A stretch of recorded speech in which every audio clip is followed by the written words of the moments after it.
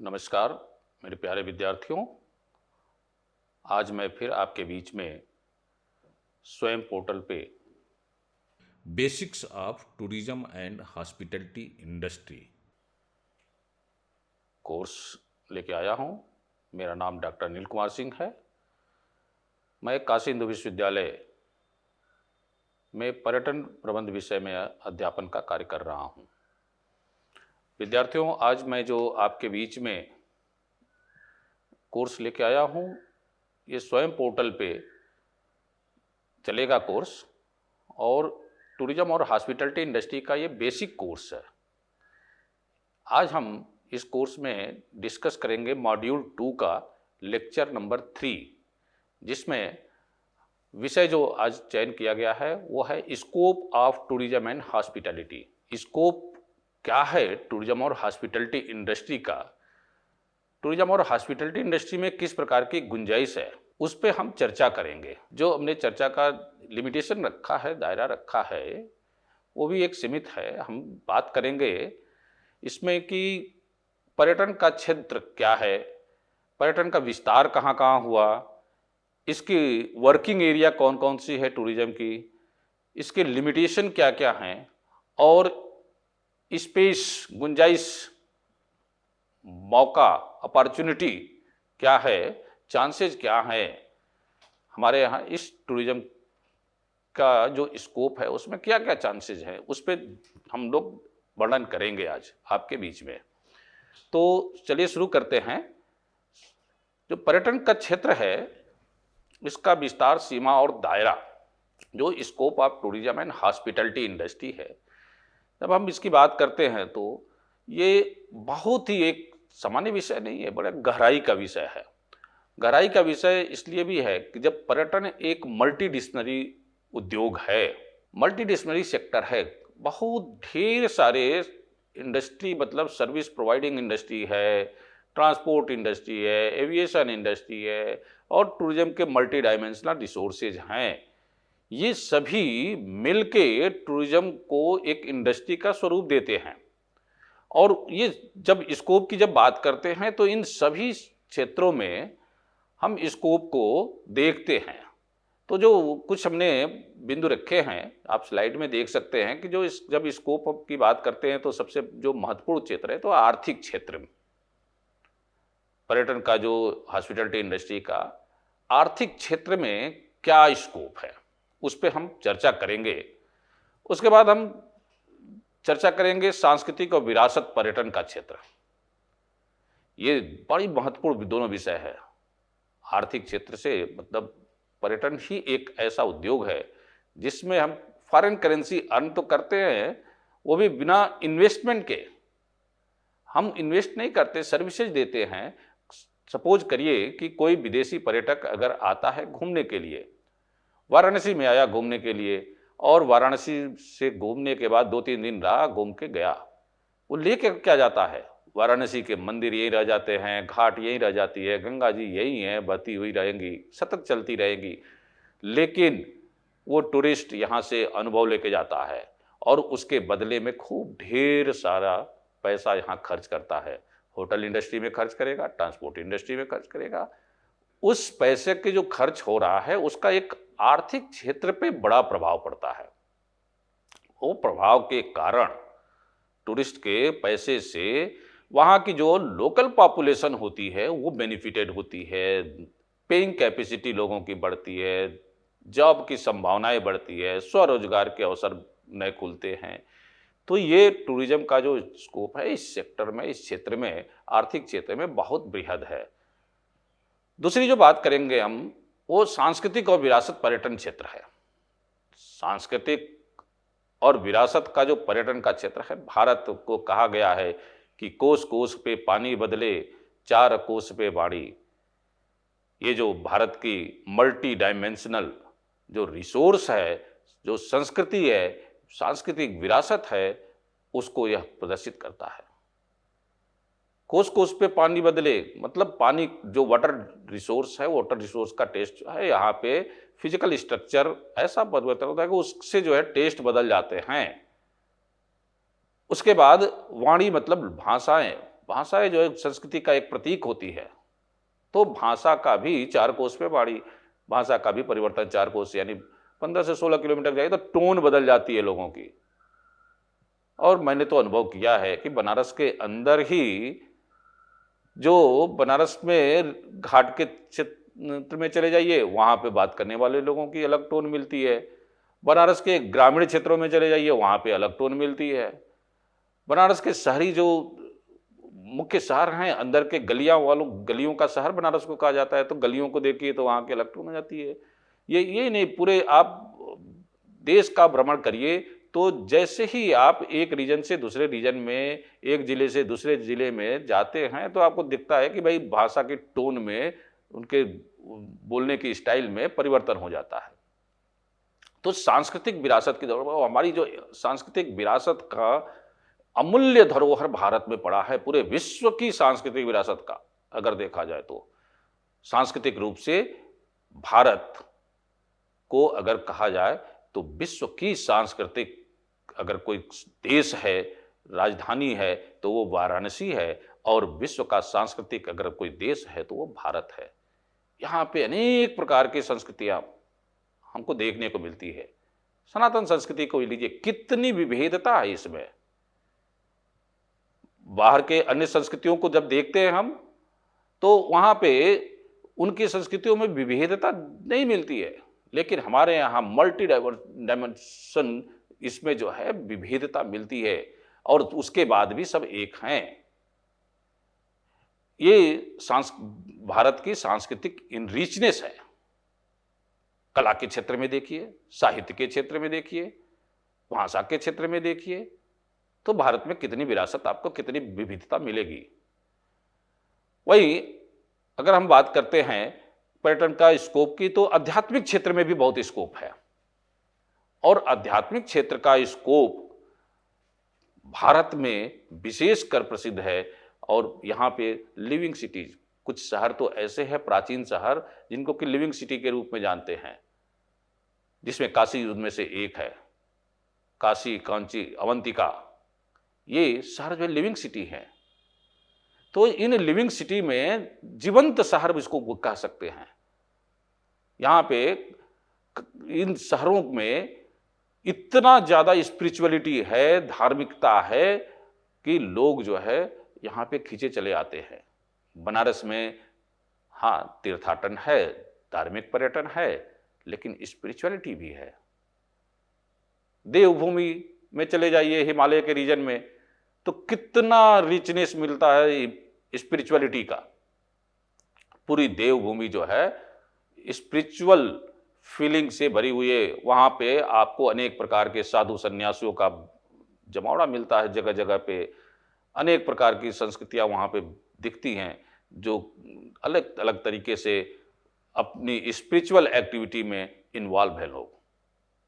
तो स्पिरिचुअल आध्यात्मिक पर्यटन के क्षेत्र के रूप में अगर देखा जाए तो भारत एक बहुत बृहद और मल्टी डायमेंशनल स्पिरिचुअलिटी यहाँ पे उपस्थित है, भारत में उपलब्ध है। और ये स्कोप जो है बहुत तेजी के साथ भारत में बढ़ भी रहा है स्पिरिचुअल टूरिज्म का। तो ये एक बढ़िया स्कोप है, ये क्षेत्र जो है महत्वपूर्ण है। उसके बाद हम जब बात करते हैं तो स्वास्थ्य पर्यटन का क्षेत्र, हेल्थ टूरिज्म सेक्टर, पहले भी हमने चर्चा किया था कि टूरिस्ट का जो मूवमेंट होता है उसके पीछे जो है बहुत सारे कारण हैं। स्वास्थ्य लाभ के लिए यात्रा करता है, तो स्वास्थ्य लाभ के लिए बताया था कि गर्मी के सीजन में भारत में जिन क्षेत्रों में गर्मी अधिक पड़ती है, वहां से लोग ठंडी क्षेत्र मतलब पर्वतीय क्षेत्रों की यात्रा करते हैं। तो स्वास्थ्य लाभ का क्षेत्र जो है भारत में मल्टी डायमेंशनल डेस्टिनेशन होने के कारण यहाँ पे बहुत तेजी के साथ बढ़ता है। हम आगे चिकित्सा का क्षेत्र की बात करते हैं, तो चिकित्सा के क्षेत्र में भी टूरिज्म और हॉस्पिटलिटी इंडस्ट्री का बहुत स्कोप है। मेडिकल टूरिज्म, ये भारत में अभी ओपन हार्ट सर्जरी के लिए एक छोटा सा उदाहरण मैं बताता हूं आपको। ओपन हार्ट सर्जरी ये आजकल आम बीमारी हो गई है सबकी, लोगों की, जो ब्लड प्रेशर के कारण जो है हार्ट में ब्लॉकेज होते हैं तो हार्ट की सर्जरी करना होता है, स्टंट लगाना होता है, तो उसके लिए विदेशों से लोग भारत में आते हैं। कारण क्या है? लो प्राइस, कास्ट की कमी, पैसा कम लगता है और जो सुविधा है वो वर्ल्ड क्लास की है, तो एक्सपर्टाइज जो है अच्छी है। तो भारत के जो डॉक्टर हैं, चिकित्सक हैं, वो अच्छे हैं। नी रिप्लेसमेंट के सेक्टर में अगर वो पूरे दुनिया से लोग भारत में आते हैं नी रिप्लेसमेंट के लिए, प्लास्टिक सर्जरी के सेक्टर में बहुत सारे देशों से आते हैं, इवन सामान्य सी बीमारियों के लिए और ट्रेडिशनल मेडिकल सिस्टम से अपने आप को जोड़ने के लिए जो भारत का ट्रेडिशनल मेडिकल सिस्टम है उससे कनेक्ट करने के लिए पूरे दुनिया से लोग भारत की यात्रा करते हैं। तो चिकित्सा के क्षेत्र में भी भारत का जो हॉस्पिटैलिटी टूरिज्म इंडस्ट्री है इसका बहुत स्कोप है। चिकित्सा के क्षेत्र में भी इको टूरिज्म क्षेत्र, eco tourism generally environment based जो इन्वायरमेंटल टूरिज्म है उसका एक पार्ट है इको टूरिज्म। और इको टूरिज्म भारत में तेजी के साथ बढ़ रहा है। यहां पे प्रकृति का जो संसाधनों की इतनी प्रचुरता है, इतनी उपलब्धता है कि तेजी के साथ इको टूरिज्म साइट्स का डेवलपमेंट हो रहा है सभी सेक्टर में, सभी क्षेत्र में। कारण क्या है कि भारत की जो है एक मल्टी डायमेंशनल फिजिकल एस्पेक्ट है, भारत का रिसोर्स है। और उस मल्टी डायमेंशनल उत्तर में हिमालयन रीजन, उसके बाद गंगा यमुना का प्लेन, उसके बाद मध्य का जो है पाठार का एरिया, 8,500 किलोमीटर से अधिक की कोस्टल एरिया, ये सभी जो है, उसके बाद नदियां, झीलें, पठार, रेगिस्तान, ये जो विविधता है भारत की वो अपने आप में कुछ नेचुरल साइट्स जो हैं वहां पे इको टूरिज्म का डेवलपमेंट करती हैं। पर्यावरणीय पर्यटन में भी इसकी भूमिका है। पर्यावरण पर्यटन के क्षेत्र में भी जो टूरिज्म और हॉस्पिटैलिटी इंडस्ट्री का बहुत अच्छा स्कोप है। पर्यावरण बेस मैंने बताया कि भारत की विविधता क्या है। इस विविधता के अनुसार कोस्टल रीजन में डिफरेंट टाइप के टूरिस्ट का मूवमेंट होता है।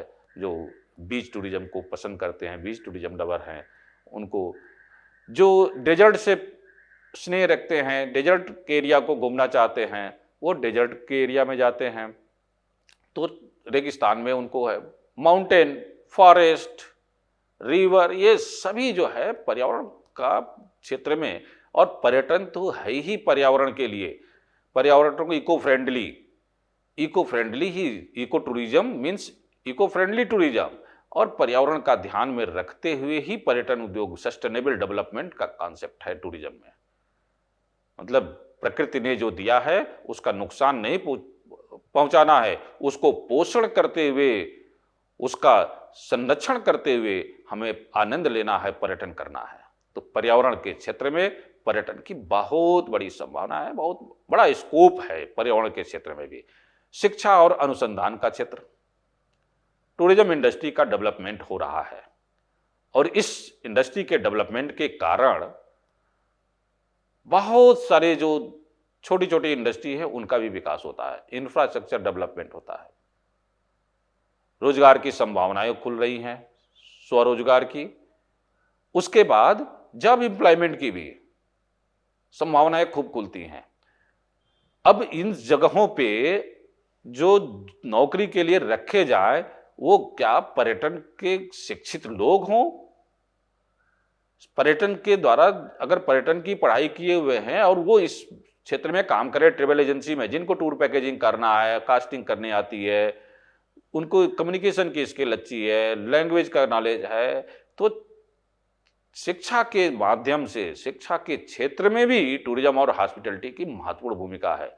लैंग्वेज की स्टडी करने वालों का ग्रोथ हो सकता है, लैंग्वेज पढ़ने वालों को। क्यों? क्योंकि लैंग्वेज का डिफरेंट लैंग्वेज को बोलने वाले लोग यात्रा करते हैं और उनको असिस्ट करने के लिए, उनको फैसिलिटेट करने के लिए लैंग्वेज के जानकार की जरूरत पड़ेगी, तो भाषाई शिक्षा। उसके बाद अन्य जो पर्यटन से संबंधित शिक्षाएं हैं, हॉस्पिटैलिटी इंडस्ट्री से संबंधित होटल मैनेजमेंट की शिक्षा है, अब उसमें डिफरेंट डिफरेंट डिपार्टमेंट्स के स्किल का शिक्षा दी जाती है, स्काउटिंग का है, टूर गाइडिंग का है। ये सभी जो है पर्यटन के इंपॉर्टेंट अवयव हैं और उसकी शिक्षा दी जाती है, और ये ट्रेंड लोगों को अगर रहेगा तो अच्छे तरीके से काम करते हैं। अनुसंधान का क्षेत्र भी महत्वपूर्ण है। अनुसंधान पर्यटन में किस सेक्टर में किस तरीके का ग्रोथ हो रहा है, डिमांड क्या है, सप्लाई क्या है, टूरिस्ट को सेटिस्फेक्शन क्या है, ये सारी बातें जो है अनुसंधान से प्राप्त करती है। और इस अनुसंधान से प्राप्त करने के बाद भविष्य में उसकी योजनाएं बनाने के लिए, सही योजना बनाने के लिए हमको रास्ता मिलता है और विचार करना होता है कि अब हमको पर्यटन का विकास किस दिशा में, किस क्षेत्र में बढ़ के करना है। तो शिक्षा और अनुसंधान दोनों क्षेत्रों में पर्यटन का बहुत स्कोप है। आध्यात्मिक और कल्याण पर्यटन, spiritual wellness tourism sector, wellness tourism का जो है एक मेजर डेस्टिनेशन के रूप में भारत उभर रहा है। मैंने आपको हिंट किया था, ट्रेडिशनल मेडिकल सिस्टम, जो ट्रेडिशनल मेडिकल सिस्टम है भारत की, जो ऐतिहासिक चिकित्सा की पद्धति है, पंचकर्म, अब वो चिकित्सा की पद्धति भाषा मतलब क्षेत्र के हिसाब से, किस क्षेत्र में रहते हैं तो क्या भोजन करना चाहिए, कहाँ जा रहे हैं तो क्षेत्र के हिसाब से भोजन तय है, स्थान के हिसाब से भोजन तय है। लेकिन आज ग्लोबलाइजेशन में क्या है, तो देखते हैं कि मैकडोनल्ड्स यूरोप के कंपनी भी, बहुत सारी कंपनियां हैं, इटालियन पिज्जा जो है कहाँ का है, लेकिन उसको प्रसारित करके भारत में बेच रहे हैं।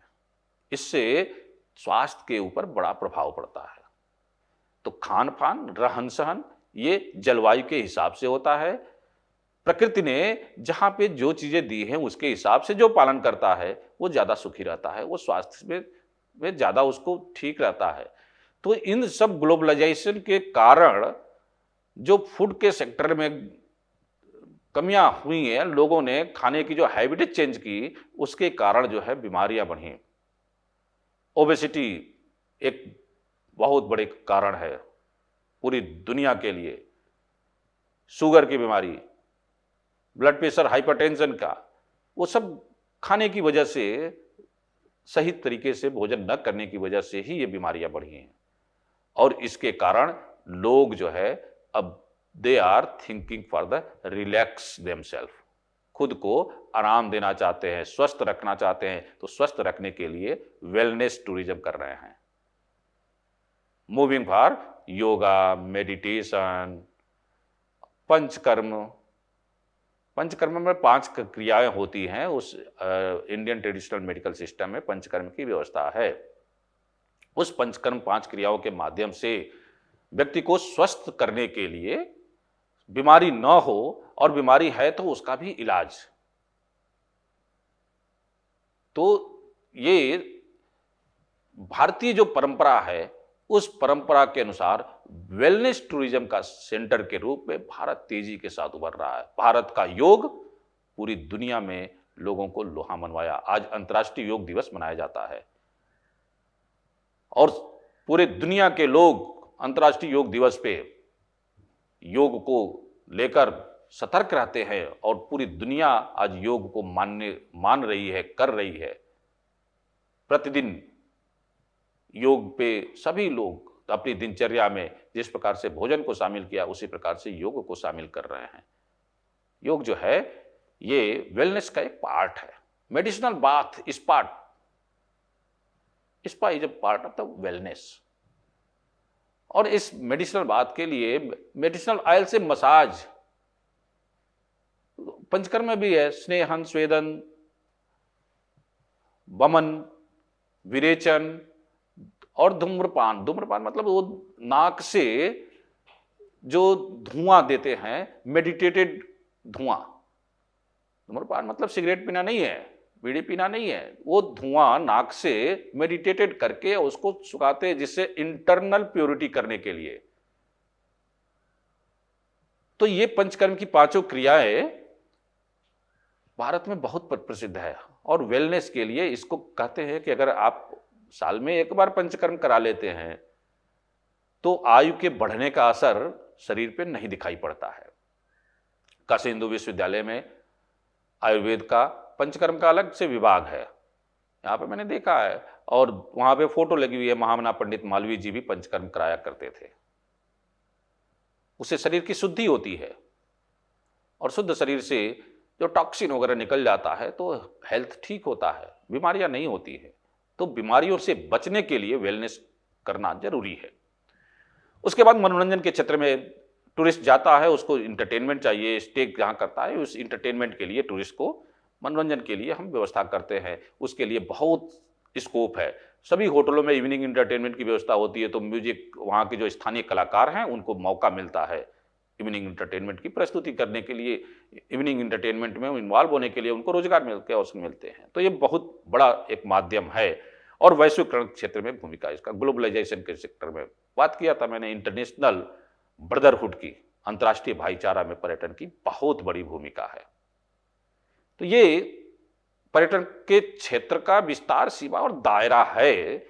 इसके अलावा बहुत बड़ा क्षेत्र भी है जिसको अभी चर्चा नहीं कर सकते, फिर कभी आगे मौका मिलेगा तो चर्चा करेंगे उस पर।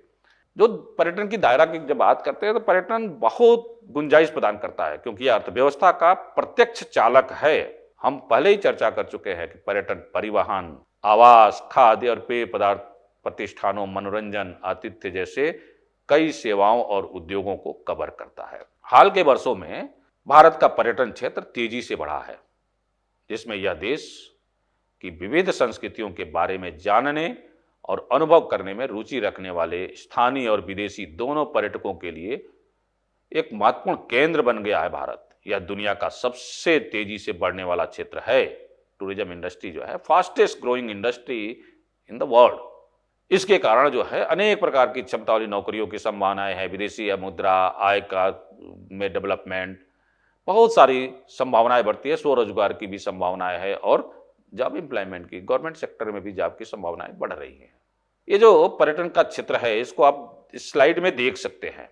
तो इकोनॉमिक सेक्टर हम लोगों ने बात किया, सांस्कृतिक विरासत और पर्यटन का क्षेत्र इस पे भी बात कर चुके हैं, आध्यात्मिक पर्यटन का क्षेत्र, स्वास्थ्य पर्यटन का क्षेत्र, मनोरंजन पर्यटन का क्षेत्र, चिकित्सा पर्यटन का क्षेत्र, पर्यावरणीय क्षेत्र, शिक्षा और अनुसंधान का क्षेत्र, आध्यात्मिक कल्याण पर्यटन का क्षेत्र, साहसिक और मनोरंजन क्षेत्र और वैश्वीकरण क्षेत्र में, ये सभी बिंदुओं पे हम लोग चर्चा कर चुके हैं। इस स्लाइड में हम देख सकते हैं आप जो पर्यटन की गुंजाइश और अवसर है, मौका है, उसको हमने कैटेगराइज किया है। दूसरी संभावना, एक तो क्षेत्र कौन कौन सा है, और दूसरा जो है क्या गुंजाइश है, अवसर क्या है यहाँ पे। तो अवसर हॉस्पिटैलिटी सेक्टर में है, एजुकेशनल रिसर्च में है, एविएशन में है, रिटेल में है, मीडिया में है, लेजर और रिक्रिएशन में है। तो इस अवसर को हम जब वर्णन करते हैं, एक एक करके वर्णन करेंगे, तो देखिए क्या है कि हॉस्पिटैलिटी सेक्टर, तो हॉस्पिटैलिटी सेक्टर में को क्या कहते हैं, अतिथि देवो भव, मेहमानबाजी। तो भारत की तो परंपरा है अतिथि देवो भव, कई बार ये बात आ चुकी है। भारत की संस्कृति में अतिथि को देवता माना गया है। तो जो हमारे यहाँ इस उद्योग में एक विस्तृत समूह है, वो अपने सेवाओं को प्रदान करता है और संतोषजनक अनुभव प्रदान करने पर ध्यान केंद्रित करते हैं। इस उद्योग में लगे हुए हैं वो।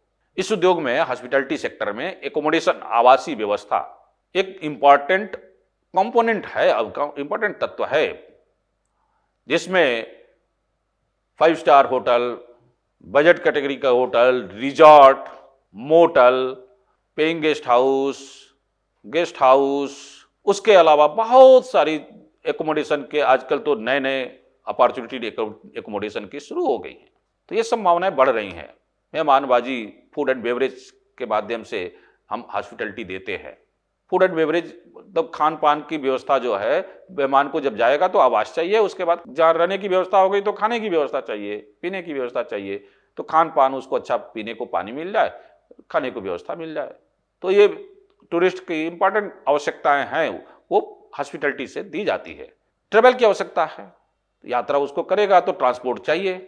अब वो ट्रेवल के लिए बस की यात्रा, एयरलाइन की यात्रा, क्रूज की यात्रा, मतलब सरफेस ट्रांसपोर्ट करना है, एयर ट्रांसपोर्ट चाहिए या वाटर ट्रांसपोर्ट की फैसिलिटी चाहिए, वो हॉस्पिटलिटी का पार्ट है।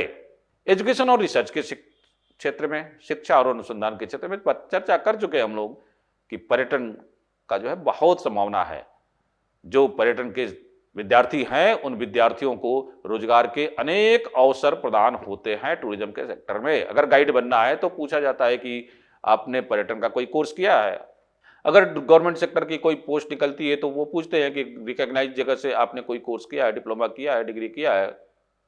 तो ये जो कोर्सेज हैं पर्यटन में पढ़ाए जाने वाले कोर्सेज, उनके लिए महत्वपूर्ण हो जाता है। जो शॉर्ट टर्म में अपने आप को इस्टेब्लिश करना चाहते हैं तो टूरिज्म का सेक्टर है, और वहां पे पर्यटन की शिक्षा प्राप्त करके जल्दी से रोजगार प्राप्त किया जा सकता है। पर्यटन शिक्षा में जो अनुसंधान होते हैं, उस अनुसंधान के माध्यम से हम टूरिज्म के डेवलपमेंट की नई स्ट्रेटेजी बना सकते हैं, नई योजना को क्रियान्वित कर सकते हैं। हमको किस तरह, जैसे अभी भारत में religious tourism, faith tourism, spiritual tourism और वेलनेस टूरिज्म का तेजी से मार्केट बढ़ी है। ये कैसे पता चला? तो रिसर्च से पता चला, एजुकेशनल इंस्टीट्यूटों ने पता किया, टूर ऑपरेटर, ट्रेवल गाइड, जो ट्रेवल सेक्टर में जो सर्विस प्रोवाइडर हैं, उन लोगों के माध्यम से पता चला कि ये सेक्टर जो है भारत में तेजी से बढ़ सकता है। एविएशन के सेक्टर में टूरिस्ट को ट्रांसपोर्टेशन चाहिए, और एविएशन के सेक्टर में भारत में तो विगत 10 वर्षों में एयरलाइन इंडस्ट्री डबल हो गई है। एयरपोर्ट, 100 से अधिक एयरपोर्टों का विस्तार हुआ है। तो तेजी के साथ एयरलाइन इंडस्ट्री का डेवलपमेंट हो रहा है, और टूरिस्ट ऐसी ऐसी जगहों पे बहुत शॉर्ट समय में वायु मार्ग से पहुंच सकता है, तो उसके समय की बचत होती है। अगर जिसकी पेइंग कैपेसिटी है वो वायु मार्ग से जा सकता है। रिटेल इंडस्ट्री को टूरिज्म इंडस्ट्री के कारण बहुत बड़ा फायदा होता है। रिटेल इंडस्ट्री का फायदा अगर देखें तो आप देखते हैं कि जो लोकल जो स्ट्रीट वेंडर होते हैं वो टूरिज्म इंडस्ट्री के कारण ही कमाते हैं। मैं एक कुंभ का उदाहरण देता हूं, बड़ी चर्चा का विषय रहा कि बोटमैन 30 करोड़ रुपए कमाया 42 दिन में। दातुन बेचने वाला एक एक दिन में 40,000 रुपए कमा रहा है। टीका लगाने वाला माथे पे चंदन का टीका लेप करके, और टीका लगाने वाला व्यक्ति भी 20-20 हजार, 25-25 हजार रुपए एक एक दिन में कमा रहा है। और वो मांगते नहीं है, वो टीका लगाया, आपकी जो श्रद्धा है दे दीजिए, तो इस आधार पे उसकी कमाई होती है।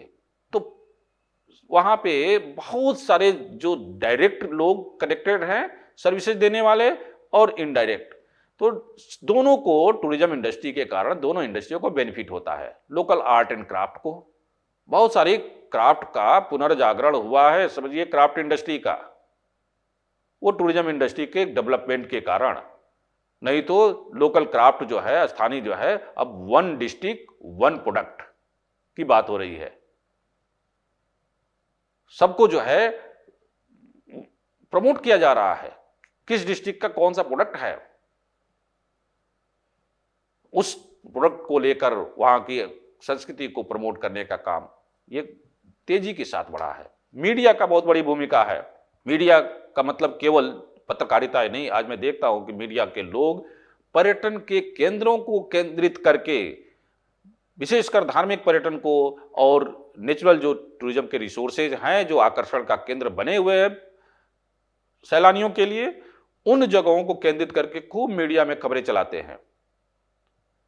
अभी धार्मिक पर्यटन के बारे में भी चर्चा करना गया, कुंभ में कितने लोग आए, प्रतिदिन क्या है, क्या व्यवस्था है।